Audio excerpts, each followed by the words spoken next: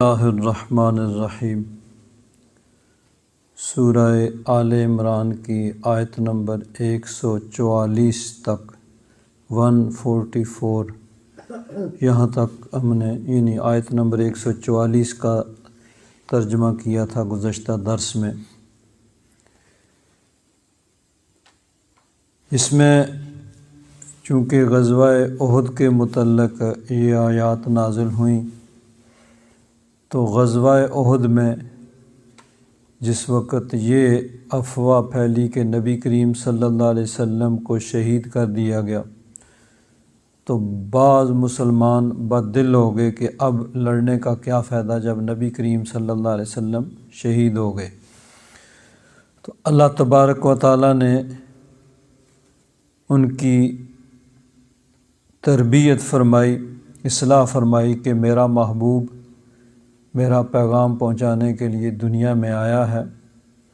تو میرا محبوب نبی رسول بڑی شانوں والا ہونے کے باوجود مخلوق ہے، اور مخلوق کے لیے میرا قانون ہے کہ ان پر موت طاری ہوگی۔ تو کیا اگر میرا محبوب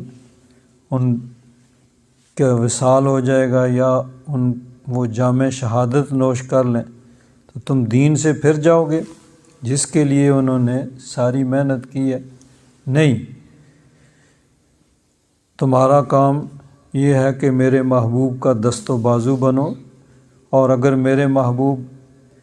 جام شہادت نوش کرتے ہیں یا ان کا وصال ہوتا ہے تو تمہارا پھر بھی یہی کام ہے کہ تم دین کا جھنڈا اپنے ہاتھ میں رکھو اور دین کی ترویج و اشاعت کے لیے کوشش کرتے رہو۔ تو فرمایا وما محمد الا رسول، محمد صلی اللہ علیہ وسلم نہیں ہیں مگر رسول، یعنی خدا نہیں ہے، اور موت کا نہ آنا یہ اللہ تعالیٰ کی شان ہے۔ قد خلت من قبلہ الرسل، ان سے پہلے بھی بہت سے رسول گزر چکے۔ افإن مات او قتل انقلبتم علی اعقابکم، تو اگر ان کا وصال ہو جائے یا یہ جام شہادت نوش کر لیں تو کیا تم اپنے ایڑیوں کے بل پھر جاؤ گے، اسلام کو چھوڑ دو گے؟ وَمَن يَنْقَلِبْ عَلَىٰ عَقِبَيْهِ فَلَن يَضُرَّ اللَّهَ شَيْئًا، اور جو اپنے ایڑیوں کے بل پھرا یعنی اسلام سے مرتد ہوا تو اللہ تعالیٰ کا کوئی نقصان نہیں کرے گا، اپنا ہی نقصان کرے گا۔ وَسَيَجْزِي اللَّهُ الشَّاكِرِينَ، اور اللہ تبارک و تعالیٰ شکر کرنے والوں کو جزا دے گا۔ اب اسی تناظر میں آگے فرمایا جا رہا ہے کہ موت اللہ تبارک و تعالیٰ نے ہر انسان کے لیے موت کا وقت مقرر کر رکھا ہے، اور موت اپنے وقت پہ آئے گی، یہ اللہ تبارک و تعالیٰ کی ایک تقدیر ہے جو لکھی ہوئی ہے۔ چونکہ جنگ کے اندر بعض لوگوں کی طرف سے کمزوری کا مظاہرہ ہوا تھا، تو یہ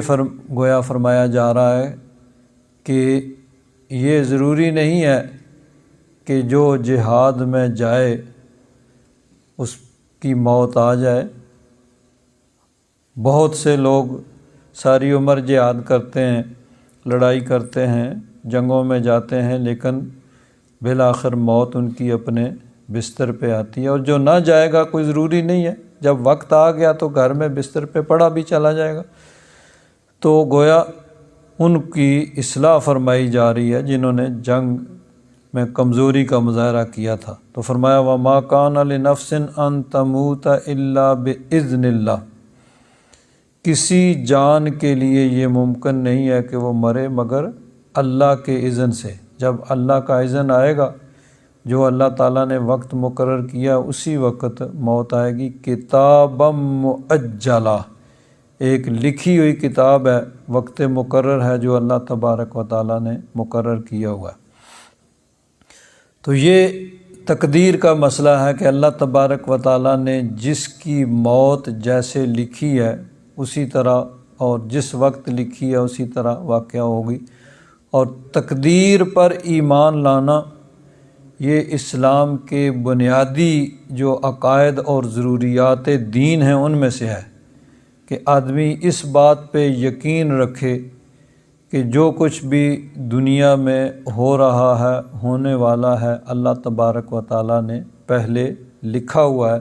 اسی لکھے ہوئے کے مطابق ہو رہا ہے، اس سے آگے پیچھے نہیں ہو سکتا۔ اللہ تبارک و تعالیٰ نے اپنے علم سے، اللہ تبارک و تعالیٰ جانتا تھا کہ کس نے کیا کرنا ہے اور اس کے مطابق لکھ دیا، اور اب اگر اس کے خلاف ہو جائے کہ جو لکھا ہوا ہے اس کے مطابق نہ ہو تو اس کا مطلب معاذ اللہ یہ ہے کہ اللہ تبارک و تعالیٰ کا علم ناقص ہے، اللہ تعالیٰ کو علم نہیں تھا کہ اس نے کیا کرنا، تو اس لیے اس کے خلاف نہیں ہو سکتا۔ جو اللہ تبارک و تعالیٰ نے لکھا ہے وہی ہوگا، لیکن اللہ تبارک و تعالیٰ نے انسان کو ایک حد تک اختیار دیا ہے، انسان اپنی مرضی سے جو کچھ کرتا ہے۔ اللہ تبارک و تعالیٰ یہ بھی جانتا تھا کہ جب میں اس کو اختیار دوں گا تو یہ کون سا رستہ اختیار کرے گا، کون سا طریقہ، کون سا عقیدہ اختیار کرے گا۔ تو اپنے اختیار سے انسان نے جو کچھ کرنا تھا اللہ تبارک و تعالیٰ اسے جانتا تھا کہ لکھ دیا کہ جب اس کو اختیار دوں گا تو یہ کرے گا، تو وہ اللہ تبارک و تعالیٰ نے لکھ دیا۔ تو اب چونکہ انسان اپنی مرضی سے اور اپنے اختیار سے کرتا ہے تو اسی لیے پھر اس کا جواب دے بھی ہوگا، اچھے اعمال کرے گا تو اس کو جزا ملے گی، اور برے اعمال کرے گا تو پوچھ گچھ ہوگی، اس کی سزا ملے گی۔ لیکن ہر چیز جو ہے وہ اللہ تبارک و تعالیٰ نے پہلے سے لکھی ہوئی ہے، اس پہ ایمان لانا ضروری ہے، لیکن ہمیں اس کا علم نہیں ہے، اس لیے ہمیں یہ حکم ہے کہ ہم اپنی عقل کو استعمال کرتے ہوئے رب رسول کے حکم کے مطابق چلیں، جو اللہ رسول کا حکم ہے اس کے مطابق چلیں، پھر آگے جو تقدیر میں ہوگا وہ۔ تو یہاں بھی فرمایا وَمَا كَانَ لِنَفْسٍ أَن تَمُوتَ إِلَّا بِإِذْنِ اللَّهِ، کسی جان کے لیے یہ ممکن نہیں ہے کہ وہ اللہ کے حکم کے بغیر مر جائے۔ اللہ تبارک و تعالیٰ کا حکم نہیں ہے تو کوئی وقت سے پہلے مر بھی نہیں سکتا، جیسے موت اپنے وقت سے مؤخر نہیں ہو سکتی ہے، ایسے وقت سے پہلے بھی نہیں آ سکتی ہے۔ کوئی لاکھ کوشش کر لے وقت سے پہلے نہیں آئے گی۔ اب کوئی کہہ سکتا ہے بھئی کہ ایک آدمی وہ اچھا بھلا صحت مند نوجوان ہے، وہ کوئی ایسا کام کرتا ہے خودکشی والا مر جاتا ہے، تو ہم کہیں گے کہ تقدیر میں ایسے ہی لکھا تھا کہ اس نے یہ کام کرنا ہے اور اس نے مر جانا۔ صحت مند ہے، نوجوان ہے، کوئی اس کو بیماری نہیں ہے، لیکن یہ ایسا کام کرے گا جس کی وجہ سے اس کی موت واقع ہوگی۔ تقدیر میں ایسے ہی لکھا ہے، اپنی مرضی سے اس نے وہ کرنا ہے، اس کو معلوم نہیں ہے لیکن تقدیر میں یہی لکھا ہے۔ اور یہ بھی ہو سکتا ہے کہ وہ خودکشی کا کوئی کام کرے اور پھر بھی نہ مرے، تو پھر تقدیر میں یہی لکھا ہے کہ اس کے باوجود نہیں مرے گا۔ تو جو تقدیر میں لکھا ہے وہی ہوگا، نہ موت آگے ہو سکتی ہے نہ پیچھے ہو سکتی ہے، جو اللہ تبارک و تعالیٰ نے اس کا وقت لکھا ہوا ہے وہی ہوگا۔ وَمَن يُرِدْ ثَوَابَ الدُّنْيَا نُؤْتِهِ مِنْهَا، اللہ تبارک و تعالیٰ نے فرمایا کہ جو دنیا کا ثواب اور اجر چاہتا ہے ہم اس میں سے اسے کچھ دیں گے، یعنی جس کا مقصد صرف اور صرف دنیا کے اندر اپنے ساری کوشش اور محنت کا صلہ اور اس کا رزلٹ وہ دنیا میں ہی چاہتا ہے، تو ضروری نہیں کہ اس کو سب کچھ مل جائے، کچھ اس کو مل جائے گا۔ وَمَن يُرِدْ ثَوَابَ الدُّنْيَا نُؤْتِهِ مِنْهَا، اور جو آخرت کا ثواب چاہتا ہے تو ہم اس کو وہ دیں گے، یعنی جو دنیا چاہتا ہے تو ضروری نہیں کہ دنیا مل جائے، کچھ مل جائے گا، لیکن پھر آخرت میں اس کے لیے کچھ نہیں ہوگا۔ اور جو آخرت کا طلبگار ہے، ہر کام آخرت کے لیے کرتا ہے، اللہ کی رضا کے لیے اور اپنی آخرت کو سنوارنے کے لیے، تو فرمایا ہم اس میں سے اسے دیں گے۔ وَسَنَجْزِي الشَّاكِرِينَ، اور شکر کرنے والوں کو ہم جزا دیں گے۔ حضرت امام ابن کثیر رحمۃ اللہ تعالی علیہ اس آیہ مبارکہ کی تشریح میں فرماتے ہیں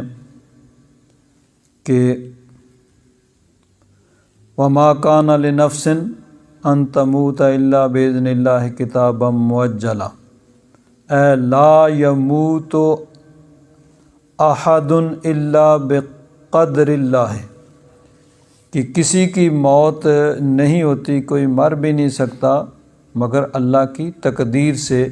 حتیٰ یستوفی المدۃ التی ضربها اللہ لہ، جو اللہ تعالیٰ نے اس کے لیے مدت مقرر کی ہے، جو اس کی عمر لکھی ہے وہ گزارے گا، پھر اس کی موت آئے گی۔ آگے 2 آیات لکھی ہیں، اللہ تعالیٰ نے فرمایا وما یعمر من معمر ولا ينقص من عمرہ الا فی کتاب، کہ جو بھی عمر گزار رہا ہے اور جس کی عمر میں کمی یعنی موت واقع ہوتی ہے، سب کچھ وہ لکھا ہوا ہے اللہ تبارک و تعالیٰ نے پہلے۔ اور دوسری آیت میں والذی خلقکم من طین ثم قضی اجلا واجل مسمى عندہ، اللہ تعالیٰ نے انسان کو پیدا کیا اور اس کی اجل لکھ دی، کتنی عمر وہ گزارے گا۔ تو اللہ تبارک و تعالیٰ نے یہ تمام چیزیں جو ہیں وہ پہلے لکھی ہوئی ہیں۔ پھر آگے ایک حدیث پاک نکل کی، حضرت فاروق اعظم رضی اللہ تعالیٰ عنہ کا زمانہ ہے، اسلامی لشکر وہ حملہ آور ہوا، ایران کے ساتھ جنگ ہو رہی ہے۔ ایران میں اس وقت آتش پرستوں کی حکومت تھی، تو درمیان میں دریائے دجلہ ہے، ایک طرف مسلمانوں کا لشکر ہے اور ایک طرف دوسری طرف ایرانیوں کا جو آتش پرست آگ کی پوجا کرنے والے تھے ان کا لشکر تھا۔ تو حضرت حجر بن عدی رضی اللہ تعالیٰ عنہ اسلامی لشکر سے کہنے لگے ما یمنعکم ان تعبروا الی ہؤلاء العدو ھذہ نطفۃ، یعنی دجلہ تھا۔ انہوں نے فرمایا کہ اس دریائے دجلہ کو عبور کر کے تم دشمن کی طرف کیوں نہیں جاتے؟ اور ساتھ آیت پڑھی وما کان لنفس ان تموت الا باذن اللہ کتابا مؤجلا، یعنی موت سے ڈرتے ہو، موت کے لیے تو اللہ تبارک و تعالیٰ نے پہلے ہی وقت جو لکھا ہوا ہے وہی، نہ وہ پہلے آ سکتی ہے نہ بعد میں آ سکتی ہے۔ تو ان کو ابھارا لشکر والوں کو، اور فرماتے ہیں ثم اقحم فرسہ دجلۃ، حضرت حجر بن عدی صحابی رسول تھے، انہوں نے دوسرے لشکر والوں کو ابھارا اور کہا کہ جی اللہ تعالیٰ نے موت کا وقت مقرر کیا ہوا ہے، اگر وہ آ گیا تو پھر بغیر جنگ کے بھی آ جائے گا، اور اگر نہیں آیا تو پھر جنگ بھی مار نہیں سکے گی۔ پھر انہوں نے اپنا گھوڑا جو ہے وہ دریائے دجلہ میں ڈال دیا، گھوڑے پہ سوار ہوئے اور دریا کے اندر انہوں نے ڈال دیا۔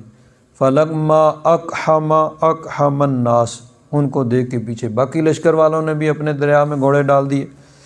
فلما رآہم العدو قالوا دیوان، وہ جب سامنے والے ایرانیوں نے دیکھا نا کہ دریا سے بھی نہیں ڈر رہے ہیں، گھوڑے دریا میں ڈال دیے، تو وہ فارسی میں انہوں نے کہا دیو آمدد، یہ تو کوئی دیو ہیں، یہ تو جنات آ گئے، یہ انسان تو نہیں ہے۔ فہربوا، وہ بھاگ۔ تو اللہ تبارک و تعالیٰ نے موت کا جو وقت مقرر کیا ہے وہ اپنے وقت پہ آئے گا، تو گویا اس میں ان کی اصلاح فرمائی گئی جو موت کے ڈر سے جہاد سے بیٹھ رہے تھے۔ آگے فرمایا کہ وَمَن يُرِدْ ثَوَابَ الدُّنْيَا نُؤْتِهِ مِنْهَا، کہ جو دنیا کا ثواب یعنی اپنے اعمال کا بدلہ دنیا میں ہی چاہتا ہے تو اس کو اس میں سے مل جائے گا۔ یعنی انسان کوئی نیکی کا کام کرتا ہے لیکن مقصد اللہ کی رضا اور آخرت نہیں ہوتی، بلکہ دنیا میں اپنی شہرت چاہتا ہے، دنیا کا مال و دولت چاہتا ہے، یعنی اس نیت سے کوئی کام تو اچھے کرتا ہے لیکن نیت اس کی وہ صرف دنیا حاصل کرنے کے لیے۔ تو فرمایا کہ وَمَن يُرِدْ ثَوَابَ الدُّنْيَا نُؤْتِهِ مِنْهَا، کہ جو دنیا کا ارادہ کرتا ہے تو ہم اس میں سے کچھ اس کو دیں گے، من تبیزیہ ہے کہ ضروری نہیں کہ سارا ہی مل جائے، کچھ دیں گے۔ وَمَن يُرِدْ ثَوَابَ الْآخِرَةِ نُؤْتِهِ مِنْهَا، جو آخرت کا ثواب چاہتا ہے، اجر چاہتا ہے، تو ہم اس میں سے اس کو دیں گے۔ آگے اس کی تشریح کرتے ہوئے فرماتے ہیں اے من کان عملہ للدنیا فقط، کہ جس کا عمل صرف دنیا کے لیے ہو، نال منہا ما قدرہ اللہ لہ، دنیا میں سے اس کو اتنا ہی ملے گا جتنا اللہ تبارک و تعالیٰ نے اس کی تقدیر میں لکھا ہوا ہے۔ وَلَمْ يَكُنْ لَهُ فِي الْآخِرَةِ نَصِيبٌ، لیکن آخرت میں اس کو کچھ نہیں ملے گا، کیونکہ آخرت میں اس کا ارادہ ہی نہیں تھا، اس کا ارادہ تو صرف دنیا کا تھا۔ وَمَنْ قَصَدَ بِعَمَلِهِ الدَّارَ الْآخِرَةَ، اور جس نے اپنے عمل سے ارادہ کیا دار آخرت، آخرت یعنی جنت، اور جنت کی یعنی اجر و ثواب اس نے طلب کیا، اعطاہ اللہ منہا، اللہ تبارک و تعالیٰ اس کو وہ آخرت کا ثواب عطا فرمائے گا، مع ما قسم لہ فی الدنیا، دنیا میں بھی اللہ تبارک و تعالیٰ نے اس کے لیے جو مقرر کر رکھا ہے، اس کی تقدیر میں لکھا ہے، وہ اس کو ملے گا۔ ارادہ اس کا عمل سے آخرت کا اجر و ثواب ہے، تو دنیا میں جو اللہ تعالیٰ نے اس کے لیے لکھا ہے وہ تو اس کو ملنا ہی ہے، لیکن چونکہ اس کا ارادہ آخرت کا تھا تو اجر و ثواب اس کو آخرت میں ملے گا۔ آگے پھر آیات قرآن پاک کی انہوں نے نکل کی، اللہ تبارک و تعالیٰ نے ارشاد فرمایا من کان یرید حرث الآخرۃ نزد لہ فی حرثہ، کہ جو آخرت کی کھیتی اور آخرت کا ثواب چاہتا ہے، ہم اس کے لیے اس کی کھیتی میں یعنی اس کے اجر و ثواب کو اس میں اضافہ کریں گے۔ وَمَنْ كَانَ يُرِيدُ حَرْثَ الدُّنْيَا نُؤْتِهِ مِنْهَا، اور جو دنیا کی کھیتی چاہتا ہے، دنیا میں ہی اپنے عمل کا بدلہ چاہتا ہے، تو اس میں سے کچھ دیں گے۔ وَمَا لَهُ فِي الْآخِرَةِ مِن نَصِيب، لیکن پھر آخرت کے لیے اس میں کوئی اجر و ثواب، کیونکہ آخرت تو اس کے مد نظر ہی نہیں تھی، اس کا مقصد ہی نہیں تھا۔ اسی طرح دوسری آیات ہے، دوسری آیہ مبارکہ من کان یرید العاجلۃ عجلنا لہ فیہا ما نشاء لمن نرید، جو جلدی والی یعنی دنیا میں ہی چاہتا ہے اجر و ثواب کے، دنیا میں ہی مقصد کی شہرت اور دنیا کا عزت اور دنیا کی حکومت اور دنیا میں وہ اس کا بدلہ چاہتا ہے اپنے عمل کا، عجلنا لہ فیہا، ہم اسے جلدی دیں گے اسی دنیا میں، ما نشاء، جو چاہیں گے، ضروری نہیں کہ سارا ہی مل جائے، لمن نرید، جسے چاہیں گے، ہر ایک کو بھی نہیں ملے گا، جس کو رب چاہے گا اور جتنا چاہے گا اس کو عطا فرمائے گا۔ ثم جعلنا لہ جہنم، پھر اس کے لیے ہم جہنم یعنی اس کو جہنم میں ڈالیں گے، یصلاھا مذموما مدحورا، کہ ذلیل و خوار ہو کے جہنم میں گرے گا، کہ آخرت کا اس نے ارادہ ہی نہیں کیا، آخرت تو اس کے مد نظر ہی نہیں تھی۔ وَمَنْ أَرَادَ الْآخِرَةَ، اور جس نے آخرت کا ارادہ کیا، اپنا عمل آخرت کے لیے کیا، رب کی رضا کے لیے اور آخرت کا اجر و ثواب حاصل کرنے کے لیے، وَسَعَى لَهَا سَعْيَهَا وَهُوَ مُؤْمِنٌ، اور اس کے لیے اس نے کوشش بھی کی اور وہ مومن ہے۔ اب دو بنیادی شرطیں ہو گئیں اس میں، ایک تو سب سے بنیادی شرط ہو گئی ایمان، کہ بغیر ایمان کے کوئی عمل اللہ تبارک و تعالیٰ کی بارگاہ میں مقبول نہیں ہے، کہ آخرت میں کوئی فائدہ نہیں دے گا، اس کے لیے ایمان بنیادی شرط ہے۔ تو مومن ہو اور پھر آخرت کا ارادہ کر کے، صرف ارادہ نہیں بلکہ وَسَعَى لَهَا سَعْيَهَا، اپنی مقدور بھر کوشش جتنا اس سے ہو سکے وہ اس کے لیے کرے، جو اس کے بس میں نہیں ہے اس کا وہ مکلف بھی نہیں ہوگا، اس سے وہی کچھ ہے کہ جو اس کے اختیار میں ہے۔ تو فرمایا کہ جو آخرت کا ارادہ کرے اور اس کے لیے اپنی مقدور بھر کوشش بھی کرے اور وہ مومن ہو، فَأُولَٰئِكَ كَانَ سَعْيُهُمْ مَشْكُورًا،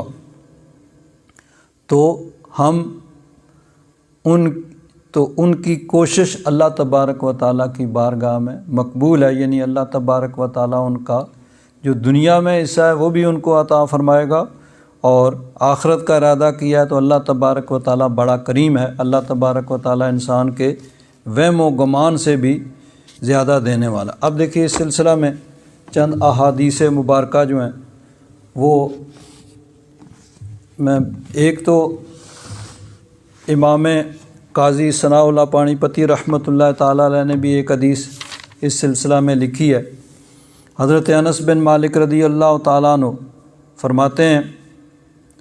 رسول اللہ صلی اللہ تعالیٰ علیہ وسلم نے ارشاد فرمایا جس کی نیت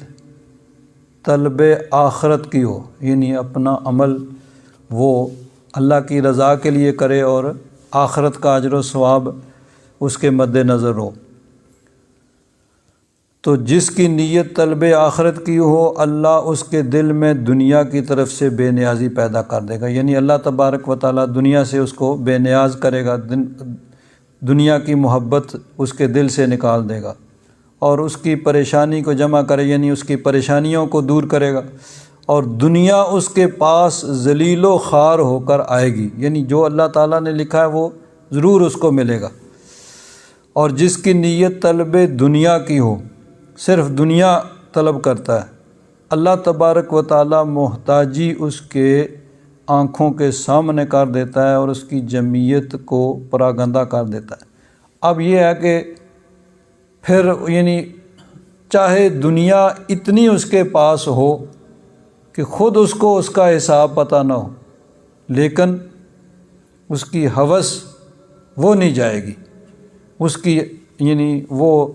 ہوس نہیں ختم ہوگی اور اس کی آنکھیں جو ہیں وہ نہیں بھریں گی، چاہے جتنی بھی دنیا مل جائے۔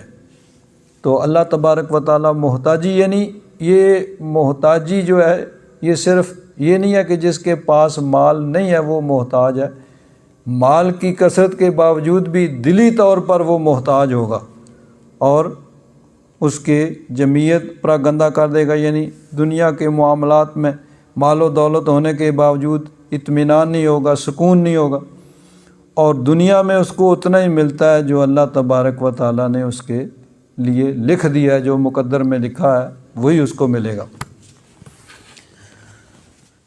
اب چند احادیث اور اس سلسلہ میں نبی کریم صلی اللہ تعالیٰ علیہ وسلم نے ارشاد فرمایا مد دنیا فی الآخرۃ الا مثل ما یجعل احدکم اصبعہ فی الیم، دنیا کو آخرت کے ساتھ کیا نسبت ہے؟ فرمایا جیسے ایک آدمی اپنی انگلی سمندر کے اندر ڈالے، سمندر میں یوں انگلی ڈبو کے نکالے، فَلْيَنْظُرْ بِمَا يَرْجِعُ، اب اس انگلی کے اوپر پانی کے چند قطرے، ایک دو قطرے ہوں گے، اب اس چند قطروں کو سمندر کے ساتھ کیا نسبت ہے؟ تو جو ان چند قطروں کو سمندر کے ساتھ نسبت ہے وہی نسبت دنیا کو آخرت کے۔ اور حضرت مفتی احمد یار خان صاحب نعیمی رحمۃ اللہ تعالیٰ علیہ اس کی تشریح میں فرماتے ہیں کہ یہ بات بھی صرف سمجھنے سمجھانے کے لیے ہے کہ چند قطروں پانی کو جو سمندر کے ساتھ نسبت ہے وہ دنیا کو آخرت کے ساتھ نسبت ہے، یہ بھی صرف سمجھانے کے لیے ہے، ورنہ دنیا کو آخرت کے ساتھ یہ نسبت بھی نہیں ہے کہ دنیا تو فانی ہے، ختم ہو جانی ہے، اور آخرت لامتناہی ہے جو کبھی ختم ہی نہیں ہوگی۔ تو اب چند قطرے اور سمندر بہرحال وہ بھی محدود ہے، چاہے اس میں لاکھوں کروڑوں اربوں خربوں قطرے ہوں، لیکن بہرحال وہ محدود ہے۔ تو چند قطروں کو جو سمندر کے ساتھ نسبت ہے یہ صرف سمجھانے کے لیے ہے، ورنہ دنیا تو فانی ہے اور آخرت لامتناہی اور باقی ہے جو ہمیشہ رہنے والی ہے۔ آگے بڑی پیاری بات کی ہے، فرماتے ہیں کہ یہ یاد رکھنا چاہیے کہ دنیا کس کا نام ہے؟ دنیا وہ ہے جو اللہ تعالیٰ سے غافل کر دے، دنیا وہ ہے جو اللہ تعالیٰ سے غافل کرے، اور فرماتے ہیں خیال رہے کہ دنیا وہ جو ہے اللہ تعالیٰ سے غافل کر دے۔ عاقل عارف کی دنیا تو آخرت کی کھیتی ہے، یعنی جو اللہ والے ہوتے ہیں وہ دنیا کا ہر کام بھی آخرت کے لیے کرتے ہیں، اس کی دنیا بہت ہی عظیم ہے، اور غافل کی نماز بھی دنیا ہے۔ غافل کی نماز بھی دنیا جو وہ نام و نمود کے لیے کرتا ہے۔ اب دنیا کو دکھانے کے لیے لمبی نماز پڑھ رہا ہے لیکن فائدہ کوئی نہیں ہے، دنیا والوں کو دکھانے کے لیے، اللہ کے لیے تو ہے نہیں۔ تو فرماتے ہیں غافل کی نماز بھی دنیا ہے، اور عارف کی جو دنیا کے کام کرتا ہے وہ بھی یہی ہے، کیونکہ نیت ہے نا۔ عاقل عارف کھانا پینا سونا جاگنا ہر کام وہ آخرت کے لیے ہے، کیونکہ جب نیت اس کی درست ہے اور سنت کی نیت سے جو بھی کام کرے گا وہ آخرت ہوگی۔ اور مولانا روم رحمۃ اللہ تعالیٰ علیہ بھی فرماتے ہیں، چیست دنیا از خدا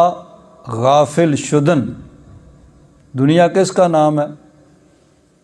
خدا سے غافل ہو جانا۔ تو جو چیز اللہ تعالیٰ سے غافل کر دے وہ دنیا ہے، اور جو چیز اللہ تبارک و تعالیٰ کی طرف راغب کر دے وہ آخرت ہے۔ اب چاہے نماز ہی ہو، وہی اگر اللہ تعالیٰ سے غافل کر رہی ہے تو وہ دنیا ہے۔ اور دنیا کا کاروبار اگر وہ انسان اس نیت سے کرے کہ رزق حلال کمائے گا، اپنے اہل و عیال کو رزق حلال کھلائے گا، صدقہ و خیرات کرے گا، غریبوں مسکینوں کی مدد کرے گا، تو وہ بھی آخرت بن جائے گی۔ تو دنیا وہ ہے جو انسان کو اللہ تعالیٰ سے غافل کر دے، اور جو اللہ تبارک و تعالیٰ کی طرف راغب کرے وہ بظاہر دنیا بھی ہے، پھر بھی وہ آخرت ہوتی ہے۔ اور ایک اور چیز فرماتے ہیں کہ ایک ہے انسان کا دنیا میں رہنا، اور ایک ہے دنیا کا انسان کے اندر رہنا۔ انسان دنیا میں سب ہیں، لیکن بعض لوگ ہیں کہ دنیا جن کے اندر آ جاتی ہے، یعنی دنیا کی محبت دل میں آ جاتی ہے۔ تو انسان کا دنیا میں رہنا، سب دنیا میں رہتے ہیں، لیکن اگر دنیا دل میں آ جائے تو یہ ہلاک کرنے والی ہے۔ اس کی مثال مولانا روم رحمۃ اللہ تعالیٰ علیہ فرماتے ہیں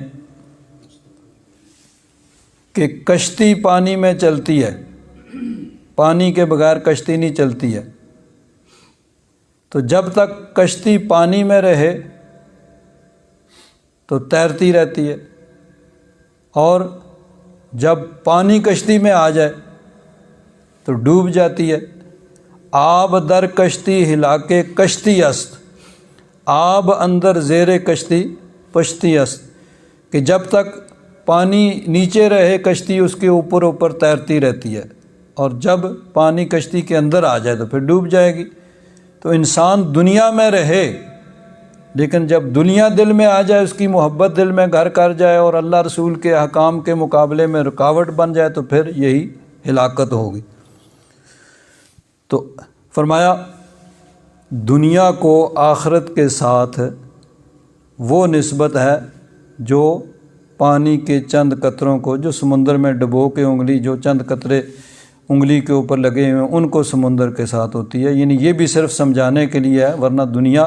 فانی ہے اور آخرت باقی ہے، اور فانی کو باقی کے ساتھ یہ نسبت بھی نہیں ہے۔ دوسری حدیث پاک حضرت جابر بن عبداللہ انصاری رضی اللہ تعالیٰ عنہ فرماتے ہیں، ان رسول اللہ صلی اللہ علیہ وسلم مر علی اسک میت، نبی کریم صلی اللہ علیہ وسلم جا رہے تھے، آگے کوئی بھیڑ کا بچہ مرا ہوا، کسی کے یعنی گھر میں بھیڑ کا بچہ ہوگا، وہ مر گیا، ذبح بھی نہیں کیا گیا، تو انہوں نے اس کو باہر پھینک دیا، بھائی ذبح بھی نہیں کیا گیا، تو وہ پڑا ہوا ہے۔ قال ایکم یحب ان ھذا لہ بدرہم، حضور نے فرمایا کون اس کو ایک درہم میں لینا چاہتا ہے؟ فقالوا ما نحب انہ لنا بشیء، حضور ہم اس کو تو نہیں خریدنا چاہتے، یہ مردہ ہے، کسی کام کا نہیں ہے، ذبح بھی نہیں کیا گیا ہے، تو اب یہ پڑا ہوا ہے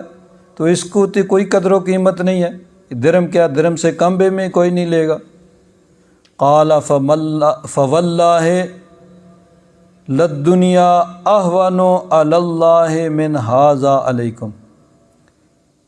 تو فرمایا کہ جتنا حقیر یہ تمہارے نزدیک ہے، اللہ تبارک و تعالیٰ کے نزدیک دنیا اس سے بھی زیادہ حقیر اور ذلیل ہے۔ اللہ تبارک و تعالیٰ کی بارگاہ میں دنیا کی یہ قدر و قیمت بھی نہیں ہے۔ ایک حدیث پاک میں فرمایا الدنیا سجن المومن و جنت الکافر، دنیا مومن کے لیے قید خانہ ہے اور کافر کے لیے جنت ہے۔ اب عام طور پر یہی دیکھا گیا ہے کہ کفار کے پاس مال و دولت زیادہ ہوتا ہے اور مسلمانوں کے پاس کم ہوتا ہے، لیکن بعض ایسے بھی ہیں، مسلمان بھی ہیں جن کے پاس مال و دولت کی کثرت ہے اور دنیا کی ساری سہولتیں موجود ہیں، اور بعض کافر بھی ایسے ہیں جن کے پاس دنیا کی کوئی سہولت، کوئی آسائش نہیں ہوتی ہے۔ تو پھر اعتراض ہوگا کہ یہ قاعدہ کلیہ نہیں ہے۔ عام طور پر تو یہی ہے کہ ٹھیک ہے، دنیا میں یہ دیکھا جاتا ہے کہ کفار کے پاس دنیا کی آرام آسائش زیادہ ہوتی ہیں، مال و دولت زیادہ ہوتا ہے، مسلمانوں کے پاس تھوڑا ہوتا ہے، لیکن بہت سے مسلمان ہیں جن کے پاس دنیا کی ہر سہولت موجود ہے، اتنا مال و دولت جس کا خود ان کو علم نہیں ہے، اور بعض کافر بھی ایسے ہیں جن کے پاس کچھ نہیں ہے۔ تو محدثین فرماتے ہیں کہ مومن چاہے دنیا میں جتنا بھی آرام میں ہو، جب آخرت کا وہ جنت کی نعمتیں دیکھے گا تو ان کے مقابلے میں یہ دنیا بہرحال اس کو سجن، جیل ہی شمار ہوگی۔ اتنی دنیا کی، یعنی دنیا کی چاہے وہ دنیا میں آرام میں بھی ہو، پھر بھی آخرت کی نعمتوں کے مقابلے میں وہ اس کے لیے یعنی سجن اور جیل ہی شمار ہوگی۔ اور کافر چاہے دنیا میں وہ اس کے پاس کچھ بھی نہ ہو، کتنا ہی تکلیف میں ہو، لیکن جب جہنم میں جائے گا تو جہنم کی تکالیف کے مقابلے میں وہ دنیا کی تکالیف اس کو ہیچ اور کم نظر آئیں گی، تو گویا اس کے لیے وہ باغ و بہار شمار ہوگی کہ وہی بہتر تھی، اس سے تو 1000 درجے اس سے بہتر تھی۔ آگے حضرت انس بن مالک رضی اللہ تعالیٰ عنہ سے مروی ایک حدیث پاک ہے، رسول اللہ صلی اللہ تعالیٰ علیہ وسلم نے ارشاد فرمایا ان اللہ لا یظلم مؤمنا حسنۃ یؤتی بہا فی الدنیا ویجزی بہا فی الآخرہ واما الکافر فیطعم بحسنات ما عمل بہا۔ فرمایا کہ مومن جو ہے اس کو اللہ تبارک و تعالی جو دنیا میں دیتا ہے اس کی وجہ سے اس کے آخرت کی کوئی نعمتیں کمی نہیں ہوں گی، کہ اللہ تبارک و تعالی نے اس کو دنیا میں اس کے لیے جو مقدر کیا تھا وہ بھی اس کو ملے گا، لیکن آخرت میں اس کے اجر و ثواب میں کوئی کمی نہیں ہوگی، کیونکہ اس کے ارادہ اپنے اعمال سے آخرت کا تھا۔ اور کافر جو ہے وہ اپنے تمام نیک اعمال کا جو بھی وہ اچھے عمل کرتا ہے، ویسے تو اس کے عمل یعنی بغیر ایمان کے جب کرتا ہے تو وہ ایمان کی شرط کے بغیر ہیں، لیکن بظاہر جو اچھے عمل نظر آتے ہیں اور لوگ جن کو اچھے سمجھتے ہیں، تو جو کچھ بھی کرتا ہے اس کا بدلہ ان کو دنیا میں ہی مل جاتا ہے۔ اللہ تبارک و تعالیٰ اس کا اجر و ثواب اس کو یعنی اس کا بدلہ جو اس نے اچھے عمل کیے ہیں، بظاہر جو اچھے نظر آ رہے ہیں، اس کا یعنی بدلہ اس کو دنیا کے اندر عطا فرما دیتا ہے۔ دنیا کی مثال نبی کریم صلی اللہ علیہ وسلم نے ایک حدیث پاک میں یوں بیان فرمائی۔ حضرت ابو سعید خدری رضی اللہ تعالیٰ عنہ فرماتے ہیں ان رسول اللہ صلی اللہ علیہ وسلم قال ان مما اخاف علیکم من بعدی ما یفتح علیکم من زہرۃ الدنیا و زینتہا۔ حضور نے فرمایا کہ مجھے جو ڈر ہے، مجھے جو خوف ہے تم پر وہ یہ ہے کہ دنیا تم پر کھول دی جائے گی۔ فقال رجل یا رسول اللہ ایأتی الخیر بالشر، تو ایک آدمی نے عرض کیا یا رسول اللہ کیا خیر بھی شر کو لاتی ہے؟ یعنی مال و دولت کوئی بری چیز تو نہیں ہے، انسان کے پاس اگر آئے تو انسان اس کے ذریعے سے آخرت کی بہاریں حاصل کر سکتا ہے۔ تو انہوں نے عرض کیا کہ کیا خیر شر کو لاتی ہے؟ خیر کے ذریعے بھی شر آ جاتی ہے۔ فسکت حتی ظننا انہ ینزل علیہ، تو حضور خاموش رہے۔ صحابہ کرام فرماتے ہیں کہ ہمیں احساس ہوا کہ نبی کریم صلی اللہ علیہ وسلم پر وحی نازل ہو رہی ہے۔ تو یہ اتنا اہم سوال تھا کہ حضور نے خود اس کا جواب ارشاد نہیں فرمایا بلکہ وحی کا انتظار فرمایا۔ قال فمسح عنہ الرحصاء وقال این السائل، جب وہ وحی کی کیفیت ختم ہوئی تو حضور نے فرمایا وہ پوچھنے والا کہاں ہے؟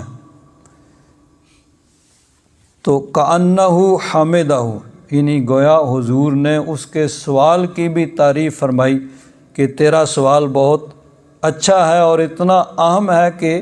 رب ذوالجلال نے وحی کے ذریعے اس کا جواب ارشاد فرمایا۔ فقال انہ لا یأتی الخیر بالشر، خیر تو شر کو نہیں لاتی ہے، لیکن کبھی کبھی انسان اپنے عمل کی وجہ سے وہ خیر کو شر کا ذریعہ بنا دیتا ہے۔ اس کی مثال پھر آپ نے ایک ارشاد فرمائی کہ بہار کے موسم میں سبزہ اگتا ہے، بڑی اچھی چیز ہے، جانور کھاتے ہیں اور پیٹ بھرتے ہیں اور جانور اس سے کبھی توانا ہو جاتے ہیں، لیکن اگر کوئی جانور ضرورت سے زیادہ کھا لے تو پھر وہی اس کی بیماری اور ہلاکت کا سبب بن جاتا ہے۔ تو حضور نے فرمایا کہ یہ جو سبزہ اگتا ہے، اگر کوئی جانور اس کو بقدر ضرورت کھائے، پھر جائے پانی پیے اور جس کو جگالی کہتے ہیں گولی کرے تو ٹھیک ہے،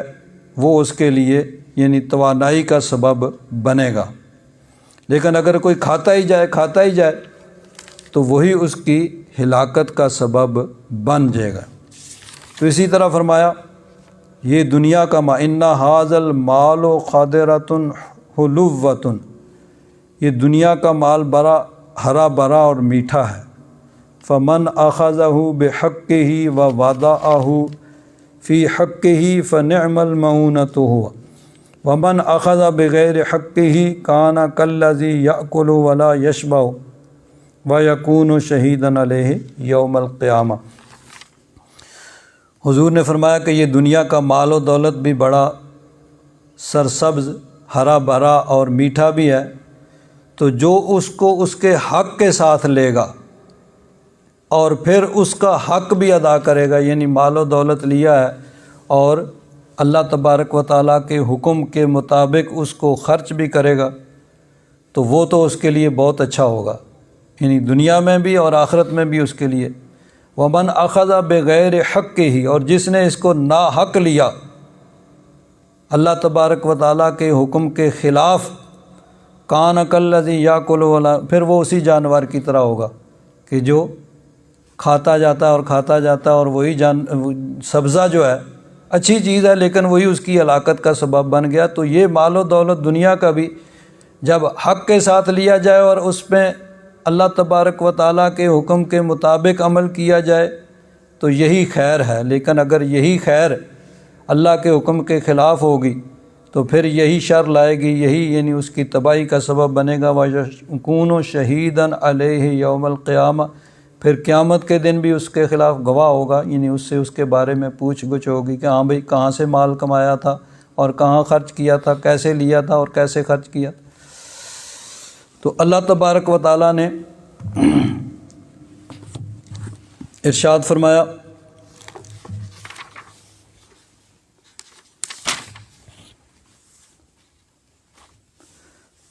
من کان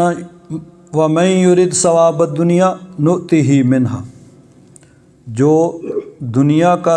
دنیا کے ثواب کا طلبگار ہوگا ہم اسے اس میں سے دیں گے۔ وَمَن يُرِدْ ثواب الآخرۃ نُؤْتِهِ مِنْهَا، یعنی جو دنیا کا طلبگار ہوگا اس کو اس میں سے کچھ مل جائے گا، لیکن پھر آخرت میں اس کا حصہ نہیں ہوگا۔ اور جو آخرت کے اجر و ثواب کا طلبگار ہوگا تو ہم اسے دیں گے۔ وَسَنَجْزِي الشَّاکِرِینَ، شاکرین جو ہیں شکر کرنے والے، اللہ تبارک و تعالیٰ کے مطیع اور فرما بردار بندے جو ہیں ان کو ہم اپنی بارگاہ خاص سے جزا دیں گے۔ وَكَأَيٍّ مِّن نَّبِيٍّ قَاتَلَ مَعَهُ رِبِّيُّونَ كَثِيرٌ، اور کتنے ہی انبیاء کرام، قاتل اس میں دو لغتیں ہیں، ایک قتل اور ایک قاتل، یعنی بہت سے انبیاء کرام اللہ کی راہ میں انہوں نے جام شہادت نوش کیا، اور اس کے ساتھ ان کے بہت سے یعنی امتیوں نے بھی راہ خدا میں جام شہادت نوش کیا۔ اور اگر قاتل دوسری لغت جو ہے جو ہماری عام طور پر یہ جو پڑھا جاتا ہے، تو مطلب یہ ہے کہ بہت سی انبیاء کرام نے اللہ تبارک و تعالیٰ کی راہ میں جہاد کیا، معہ ربیون کثیر، اور ان کے ساتھ بہت اللہ والے تھے، انہوں نے بھی اللہ تبارک و تعالیٰ کی راہ میں جہاد کیا۔ اب ربیون کے بھی دو معنی بیان کیے گئے ہیں۔ ایک معنی اس کا یہ ہے کہ بہت زیادہ لوگ، تو پھر کثیر اس کی تاکید کے طور پر لایا گیا ہوگا، یا یہ ہے کہ ربیون کی جمع یعنی اللہ والے، تو اب ربیون کثیر، اللہ والے ان کے ساتھ بہت، ان کے صحابہ جو ان کے ماننے والے جو تھے انہوں نے اللہ کی راہ میں جہاد کیا۔ اب دو لفظ اس کے لیے قرآن پاک میں استعمال ہوئے، امام ابن کثیر نے اس پر بھی بحث کی ہے، ایک ہے ربیون اور ایک ہے ربانیون، دونوں کا مطلب اللہ والے، دونوں لفظ استعمال ہوئے ہیں۔ دوسری جگہ ربانیون بھی آیا، تو بعض علماء میں اس میں یہ شک کیا کہ ربیون اس کو کہتے ہیں جو فالوورز، جو پیچھے چلنے والے ہیں، اور ربانیون جو مقتدا ہیں، جن کی پیروی کی جاتی ہے اور جن کے پیچھے لوگ چلتے ہیں۔ تو اللہ تبارک و تعالیٰ نے فرمایا کہ کتنے ہی انبیاء کرام نے اللہ کی راہ میں جہاد کیا اور ان کے ساتھ بہت اللہ والے تھے۔ فما وہنوا لما اصابہم فی سبیل اللہ، پہلی لغت کے مطابق اگر یہ کہا جائے کہ بہت سے انبیاء کرام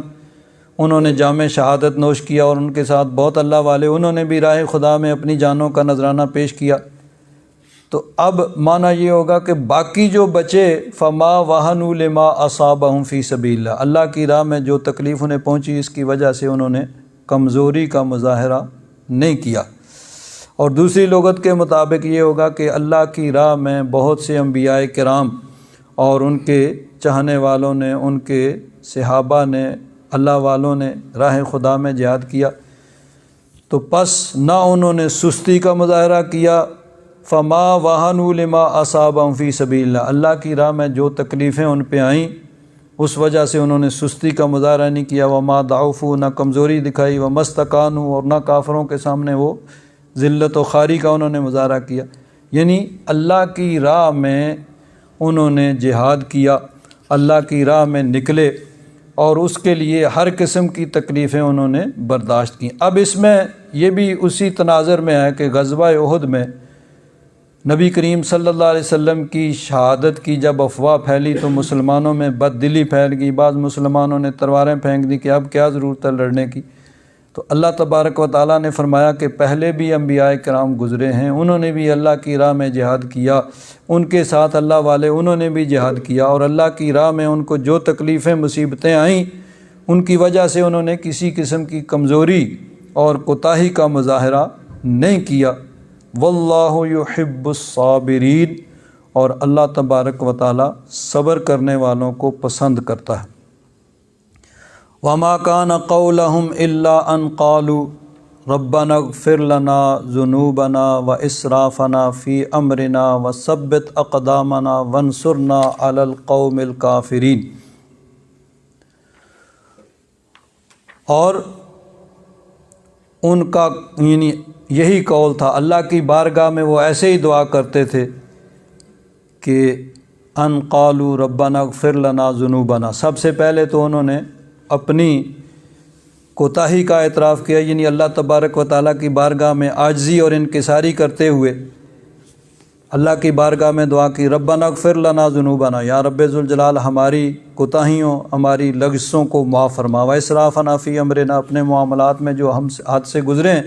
یعنی تیرے احکام پر عمل کرنے میں جو کوتاہی ہوئی ہے اسے معاف فرما، وثبت اقدامنا،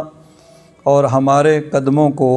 تو مضبوط رکھ، وانصرنا علی القوم الکافرین، اور کافروں پر ہماری مدد فرما۔ یعنی جب ان کا مقابلہ ہوا تو اللہ تبارک و تعالیٰ کی بارگاہ میں دعا کو انہوں نے ہتھیار کے طور پر استعمال کیا۔ فَآتَاهُمُ اللَّهُ ثواب الدنیا،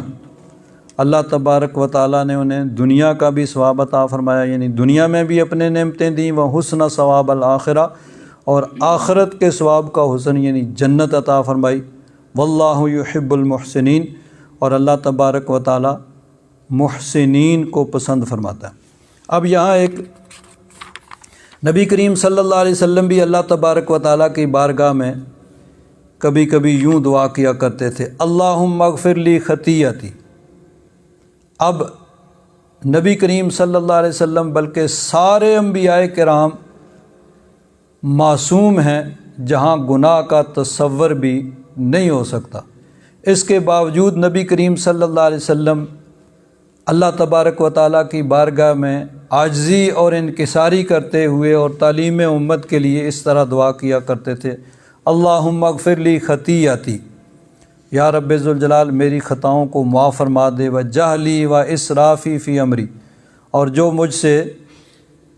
تیرے حکم کے اندر کوتاہی ہوئی ہے اور اپنے معاملے میں جو اسراف ہوا ہے اس کو معاف فرما دے،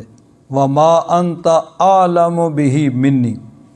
اور میری وہ کوتاہیاں جن کو تو مجھ سے زیادہ جانتا ہے ان سب کو معاف فرما دے۔ تو یہ حضور نبی کریم صلی اللہ علیہ وسلم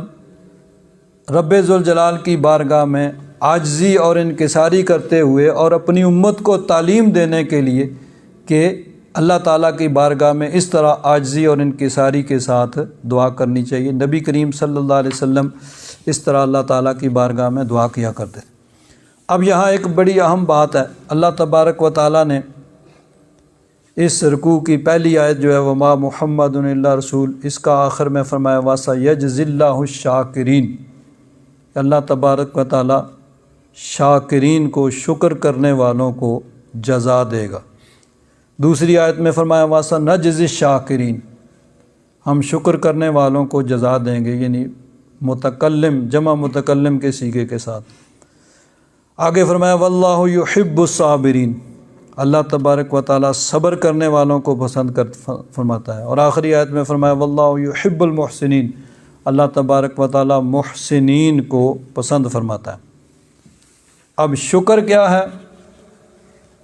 شکر کہتے ہیں اعتراف نعمت کو، کہ منعم جس نے کوئی نعمت دی ہے اس کی نعمت کا اعتراف کیا جائے۔ تو اللہ تبارک و تعالیٰ کی نعمتوں کا اعتراف کرنا کہ یا رب ذوالجلال تو ہی نعمتیں دینے والا، ہمارے پاس جو کچھ ہے تیرا دیا ہوا ہے، تو نے اپنے فضل و کرم سے دیا ہے، اور پھر ان نعمتوں کو اللہ تبارک و تعالیٰ کے حکم کے مطابق جو نعمت بھی ہو اللہ تبارک و تعالیٰ کا اس کے بارے میں جو بھی حکم ہو اس کے مطابق عمل کرنا، یہ شکر کا یعنی مکمل معنی ہے۔ اور شکر کی نسبت کبھی اللہ تبارک و تعالیٰ کی طرف بھی ہوتی ہے، مثلا قرآن پاک میں ان اللہ شاکر علیم، اللہ تبارک و تعالیٰ شاکر اس میں فاعل کا صیغہ ہے، اور شکورہ کا لفظ بھی اللہ تبارک و تعالیٰ کے لیے مبالغہ کا صیغہ ہے۔ تو اب جب نسبت یہ انسان کی طرف ہوگی تو معنی یہ ہوگا کہ اللہ تبارک و تعالیٰ کی نعمتوں کا اعتراف کرنا۔ انسان شاکر اور شکور وہ ہے جو اللہ تعالیٰ کی نعمتوں کا اعتراف کرتا ہے اور ان نعمتوں کو اللہ تبارک و تعالیٰ کے حکم کے مطابق ان میں عمل کرتا ہے۔ اور اللہ تبارک و تعالیٰ شاکر اور شکور یہ ہے کہ وہ شکر کرنے والوں کی قدر افزائی فرماتا ہے، ان نعمتوں کو اور زیادہ بڑھاتا ہے کہ جب انسان شکر کرتا ہے تو شکر کے ذریعے سے نعمتیں اور بڑھ جاتی ہیں، اور ناشکری سے نعمتیں ضائع ہوتی ہیں۔ جب انسان اللہ تبارک و تعالیٰ کا شکر کرتا ہے تو شکر کے ذریعے سے وہ نعمتیں اور بڑھتی ہیں۔ اور فرمایا واللہ یحب الصابرین، یہ مومنوں کے لیے اللہ تبارک و تعالیٰ نے دو جگہ شاکرین اور ایک جگہ صابرین اور ایک جگہ محسنین کا لفظ استعمال فرمایا ان 4 آیتوں کے اندر۔ تو صبر کیا ہے کہ جو مصیبت آئے اس پہ انسان کوئی ناشکری کا کلمہ اور ایسا کلمہ نہ کہے جو اللہ تبارک و تعالیٰ کی بارگاہ میں گلہ شکوہ کے ضمن میں آئے، اور جو مصیبت آئے اس کو، یعنی پہلے تو یہ ہے کہ ہر تکلیف مصیبت کو دور کرنے کے لیے جو جائز اسباب ہوں ان کو استعمال کیا جائے، اور پھر بھی اگر دور نہ ہو تو صبر کرے۔ یہ صبر کی ایک قسم ہے۔ صبر کی ایک قسم یہ ہے کہ انسان اللہ تبارک و تعالیٰ کی راہ میں جو تکلیف مصیبت آئے اللہ کی رضا سمجھ کر، تقدیر سمجھ کر اور ثواب کا ذریعہ سمجھ کے اس کو برداشت کرے۔ اور ایک صبر کی قسم یہ ہے کہ اللہ تبارک و تعالیٰ کے احکام پر عمل کرنے کے لیے انسان کو جو مشقت اٹھانی پڑے، اللہ تعالیٰ نے جس کام کے کرنے کا حکم دیا ہے اس کام کے کرنے کے لیے جو مشقت اٹھانی پڑے، اس مشقت کو خوش دلی سے برداشت کر کے اللہ تبارک و تعالیٰ کے حکم پر عمل کیا جائے، یہ بھی ایک صبر کی قسم ہے۔ اور ایک صبر کی قسم یہ ہے کہ اللہ تبارک و تعالیٰ نے جس کام سے روکا ہے اس کام سے رکنے کے لیے انسان کو جو مشقت آئے، جو تکلیف اٹھانی پڑے، اس کو برداشت کرے اور اللہ تبارک و تعالیٰ کی نافرمانی کے اس کام کو نہ کرے کہ اللہ تعالیٰ نے اس سے منع کیا ہے۔ یہ بھی شکر کی ایک قسم ہے۔ تو اطاعت کرنے میں جو تکلیف آئے اور اللہ تعالیٰ کی نافرمانی سے بچنے میں جو مشقت اٹھانی پڑے اس کو خوش دلی سے برداشت کرتے ہوئے اللہ تعالیٰ کے حکم پر عمل کرنا اور اس کی نافرمانی سے بچنا، یہ بھی صبر کی ایک قسم ہے۔ کیونکہ انسان کی فطرت یہ ہے کہ جب کوئی انسان اچھے عمل کا ارادہ دل میں آتا ہے، کوئی ترغیب دیتا ہے تو 100 طرح کے انسان کو خیالات آتے ہیں، یہ بھی کرنا ہے، وہ بھی کرنا ہے، فلاں جانا ہے، ایسے جانا ہے۔ تو انسان کے لیے مشکل ہوتا ہے اپنے نفس پر مشقت ڈال کے انسان کو نیکی کے کام کی طرف راغب ہونا پڑتا ہے، چلنا پڑتا ہے۔ اور اگر کوئی برائی کا کام ہو تو پھر انسان سارے بھول جاتا ہے، بھئی ادھر بھی جانا ادھر بھی جانا، نہیں ٹھیک ہے پہلے یہ ہے کہ نفس اس طرف انسان کا مائل ہوتا ہے اور شیطان انسان کو اس طرف لے جانا چاہتا ہے۔ تو اس لیے اللہ تبارک و تعالیٰ کے حکم پر عمل کرنے میں جو انسان کو مشقت آئے اور اس کے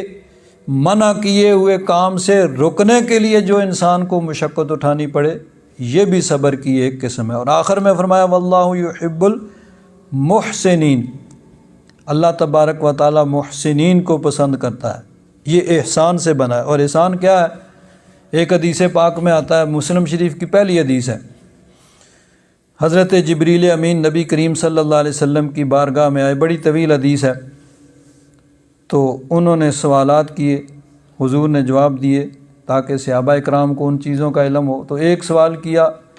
مل احسان، احسان کیا ہے؟ تو نبی کریم صلی اللہ علیہ وسلم نے ارشاد فرمایا، ان تعبد اللہ کأنک تراہ، کہ تو اللہ تبارک و تعالیٰ کی عبادت یوں کرے گویا تو اللہ تعالیٰ کو دیکھ رہا ہے۔ تو جب یہ دل میں کیفیت انسان کے ہو کہ گویا اللہ تعالیٰ کو دیکھ رہا ہے تو پھر تو عبادت خالص اللہ تبارک و تعالیٰ کی رضا کے لیے ہوگی، پھر کسی اور کو دکھانے کے لیے نہیں ہوگی، اور پھر ان کا انسان کے خیالات بھی منتشر نہیں ہوں گے۔ لیکن یہ کیفیت ہر ایک کو حاصل نہیں ہو سکتی، تو حضور نے فرمایا فَإِن لَّمْ تَكُن تَرَاهُ، تو اگر یہ کیفیت نہیں آ سکتی تو کم از کم یہ ضرور ذہن میں رکھو کہ جس کی بارگاہ میں تم کھڑے ہو وہ تمہیں دیکھ رہا ہے۔ اگر تم اسے نہیں دیکھ رہے تو اللہ تعالیٰ تمہیں دیکھ رہا ہے، تم اس کی بارگاہ میں کھڑے ہو۔ تو یہ چیز بھی انسان کو، اس چیز کو جب انسان ذہن میں رکھے گا تو پھر عبادت کے اندر اس کو یعنی ایک خشوع اور خضوع حاصل ہوگا۔ تو جب یہ کہ میں اللہ تعالیٰ کی بارگاہ میں کھڑا ہوں اور اللہ تبارک و تعالیٰ مجھے دیکھ رہا ہے، تو پھر وہ کسی کو دکھانے کے لیے یا کسی دنیاوی مقصد کے لیے عبادت نہیں کرے گا، بلکہ صرف اللہ کی رضا کے لیے کرے گا۔ اللہ کی راہ میں خرچ کر رہا ہے، اور اگر نیت دنیا کی ہے کہ میں دنیا میں لوگ میری تعریف کریں، بڑے سخی ہے، تو یہ شیطان کا حربہ ہے۔ لیکن جب دل میں نیت یہ ہو کہ اللہ تبارک و تعالیٰ دیکھ رہا ہے، تو پھر خالص نیت ہوگی کہ یہ اسی کی رضا کے لیے، اسی کے حکم کے مطابق خرچ کر رہا ہوں، اور اسی کے رضا کے لیے، اس کے لیے خرچ کر رہا ہوں کہ اس کا حکم ہے۔ تو یہ چیز کہ انسان میں اللہ تعالیٰ کو دیکھ رہا ہوں، لیکن یہ چونکہ ہر ایک کو یہ کیفیت نہیں حاصل ہو سکتی، تو فرمایا کہ اگر یہ کیفیت نہیں ہو سکتی تو کم از کم یہ ضرور یاد رکھو کہ وہ تمہیں دیکھ رہا ہے۔ تم اسے نہیں دیکھ رہے، لیکن تم اس کی نگاہ میں ہو، وہ تمہیں دیکھ رہا ہے۔ اور یہ چیز بھی انسان کو عبادت کے اندر خلوص پیدا کرنے کا ایک ذریعہ ہے۔ اللہ تبارک و تعالیٰ توفیق عطا فرمائے۔ الحمدللہ رب العالمین والصلاة والسلام علی حبیبہ سیدنا و مولانا محمد وعلی آلہ واصحابہ اجمعین۔ اللہم انک عفو کریم تحب العفو فاعف عنا یا غفور یا غفور یا غفور۔ صلی اللہ تعالیٰ علی حبیبہ سیدنا و مولانا محمد وعلی آلہ واصحابہ اجمعین برحمتک یا